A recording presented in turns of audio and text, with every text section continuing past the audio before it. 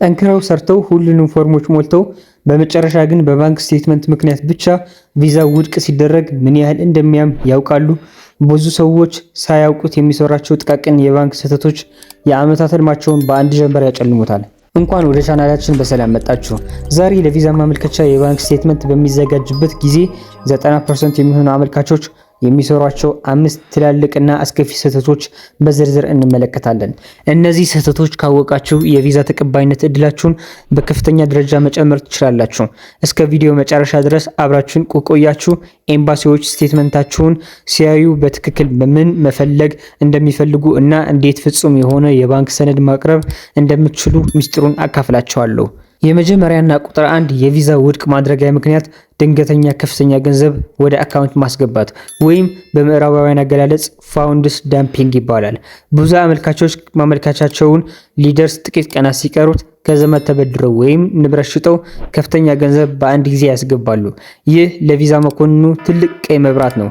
መኮንኑ የሚያስበው ይህ ገንዘብ ለቪዛ ማሳያ ብቻ የመጣ ነው እንጂ የአመልካቹ እውነተኛ የገንዘብ አቅም አይደለም ብሎ ነው። ገንዘቡ ከየት እንደመጣ የሚያሳይ ህጋዊ ማስረጃ፣ ለምሳሌ የቤት ሽያጭ ውል ከሌላችሁ በስተቀር ይህ ድርጊት በቀጥታ ለቪዛ መከልከል ይዳርጋል። ሁለተኛው ስህተት የሂሳብ እንቅስቃሴ አልባነት ነው። የቪዛ መኮንኖች የሚፈልጉትን ንቁ እና ህያው የሆነ አካውንት ነው።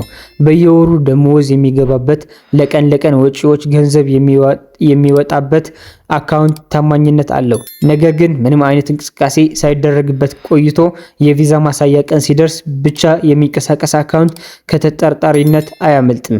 ኤምባሲው የእርስዎን የገንዘብ አጠቃቀም ባህሪ ፋይናንሻል ቢሄቪየር ማየት ይፈልጋል። ስለዚህ በየቀን ወይም በየሳምንቱ መደበኛ ግብይቶችን የምታደርጉበት ዋና አካውንታችሁ ማቅረብ ይኖርባችኋል። ሶስተኛው ስህተት በስራ ማረጋገጫ ደብዳቤ ላይ ከሚጠቀሰው ገቢ እና በባንክ ስቴትመንቱ ላይ ከሚታየው ቁጥር አለመመጣጠን ነው። ለምሳሌ በደብዳቤው ላይ የወር ደመወዝን 15000 ብር መሆን ተጠቅሶ ነገር ግን በየወር ወደ ባንኮ 80000 ብር የሚገባ ከሆነ ኤምባሲው ይህ ተጨማሪ ገንዘብ ከየት እንደመጣ ማብራሪያ ይፈልጋል። የትርፍ ሰዓት ስራ፣ የቤት ክራይ ገቢ ወይም የንግድ ትርፍ ከሆነ ማስረጃ መቅረብ አለበት። ይህ ካልሆነ ግን ሰነዱ የሐሰት ተደርጎ ሊወሰድ ይችላል። ሁል ጊዜ በደብዳቤ ላይ የሚጽፉት ገቢ እና በባንክ ውስጥ የሚታየው እውነታ መገጣጠም አለባቸው። አራተኛው ስህተት ጊዜው ያለፈበት ስቴትመንት ማቅረብ ነው። አብዛኞቹ ኤምባሲዎች የሚፈልጉት ማመልከቻቸውን ከማስገባታቸው ከ7 እስከ 15 ቀናት በፊት የተለቀቀ እና ማህተም የተደረገበት የቅርብ ጊዜ ሰነድ ነው። ከአንድ ወር ወይም ከ2 ወር በፊት የተወሰደ ስቴትመንት ተቀባይነት የለውም።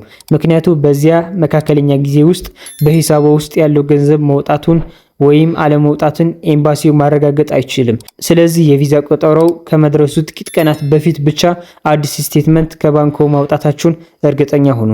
አምስተኛና የመጨረሻ ስህተት የመዝጊያ ቀሪ ሂሳብ ወይም ክሎዚንግ ባላንስ ማነስ ነው። በሂሳቡ ውስጥ ሊኖር የሚገባው ገንዘብ መጠን ሊጎበኙት ካሰቡት ሀገር የኑሮ ውድነት፣ የአውሮፕላን ትኬት፣ የሆቴል እና የቪዛ ቆይታ ቀናቶች ጋር መመጣጠን አለበት። ለምሳሌ ለአንድ ወር ቆይታ $5000 የሚያስፈልግ ከሆነ የእርስዎ ስቴትመንት ያንን ወጪ ሸፍኖ ለቀጣይ ህይወቶ የሚተርፍ መጠባበቂያ ገንዘብ ማሳየት መቻል አለበት።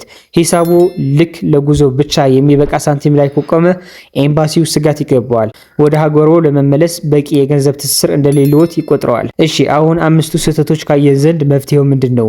ዋናው ሚስጥር የባንክ ስቴትመንት ታሪክ ስቶሪ መናገር አለበት። ቢያንስ የ3 ወይም የ6 ወር ስቴትመንት ሲቀርብ ገቢው እና ወጪው መደበኛና አመክንያዊ መሆን አለበት። ትልቅ ገንዘብ ከገባም ምንጩን በጽሁፍ ላይ በግልጽ ማብራራት የስኬት እድላችሁን በእጥፍ ይጨምረዋል። ይህ ቪዲዮ ጠቃሚ መረጃ እንዲሰጣችሁ ተስፋ አድርጋለሁ። ለቪዛ ማመልከቻ እያዘጋጃችሁትን ስላለው የባንክ ስቴትመንት ማንኛውም ጥያቄ ካላችሁ አሁን ከታች በኮሜንት መስጫው ላይ ጻፉልኝ፣ በደስታ እመልሳለሁ። እንደዚህ አይነት ጠቃሚ መረጃዎች በቀጣይም እንዲደርሳችሁ ቪዲዮውን ላይክ ማድረግ እና ቻናላችንን ሰብስክራይብ ማድረግ እንዳትረሱ። በሚቀጥለው ቪዲዮ እስከምንገናኝ መልካም የቪዛ ስኬት ይሁንላችሁ። ቻው።